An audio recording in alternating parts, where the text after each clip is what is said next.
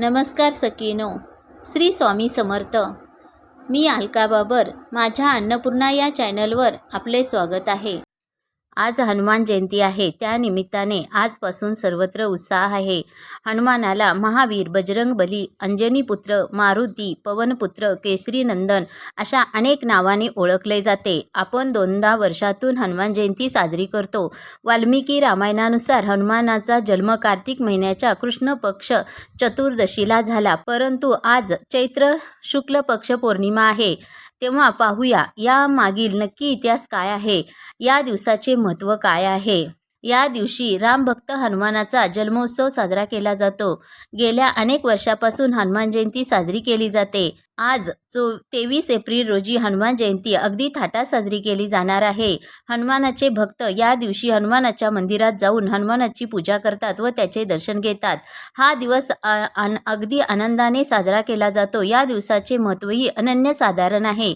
तेव्हा आपण जाणून घेऊया या दिवसाचे महत्त्व आणि इतिहास. हनुमानाला महावीर, बजरंगबली, अंजनीपुत्र, मारुती, पवनपुत्र, केसरीनंदन अशा अनेक नानाविध नावाने ओळखले जाते. पौराणिक कथेनुसार पवनपुत्र हनुमान हे शंकराचे 11 रुद्र अवतार आहेत. आपण हनुमानाला प्रसन्न ठेवण्यासाठी अनेक उपाय आणि पूजा अर्चा करतो. असे म्हटले जाते की हनुमानाची पूजा केल्याने ज्यावर त्यांची कृपा असेल त्यांना त्याच्या जीवनात संकटाचा सामना करावा लागत नाही. हनुमान जयंतीचे महत्त्व काय आहे ते पाहूया. असे म्हणतात की हनुमान जयंतीला जे भक्तगण उपवास ठेवून हनुमानाची पूजा करतात त्यांना कुठल्याही दुःखाचा सामना करावा लागत नाही. या दिवशी तुम्ही 11 वेळा हनुमान चालीसा पाठ केल्यास त्याचा फायदा तुम्हाला होतो. हनुमान जयंतीला मंदिरात जाऊन विशेष पूजा पाठाचे आयोजन करण्यात येते. हनुमान जयंती वर्षातून 2 वेळा साजरी केली जाते.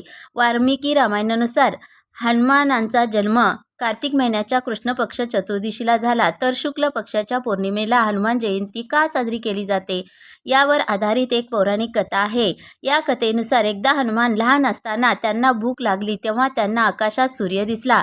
त्यांना वाटलं की ते फळ आहे. तेव्हा हनुमान सूर्याला गिळायला निघाले होते. तेवढ्या संपूर्ण पृथ्वीवर अंधार झाला. ही गोष्ट इंद्रदेवाला समजल्यावर त्यांनी हनुमान यांना थांबविण्यासाठी व्रजाने प्रहार केला. तेव्हा त्यांचा परिणाम हनुमान यांच्यावर झाला. जेव्हा ही गोष्ट पवनदेवाला कळली तेव्हा संपूर्ण ब्रह्मांडातील हवा त्यांनी थांबवली. त्यामुळे पृथ्वीवरील जीव हे कासावीस होऊ लागले. तेव्हा ब्रह्मा यांनी पवनदेवाला शांत करण्यासाठी हनुमान यांना जीवदान दिले. ज्या दिवशी हनुमान यांना जीवदान मिळाले तो दिवस हा चैत्र महिन्यातील पौर्णिमेचा होता. त्यामुळे चैत्र महिन्याच्या शुक्ल पक्ष पौर्णिमेला हनुमान जन्मोत्सव साजरा केला जातो. माझा हा छोटासा व्हिडिओ आवडला तर लाईक, शेअर आणि सबस्क्राईब करायला विसरू नका. श्री स्वामी समर्थ.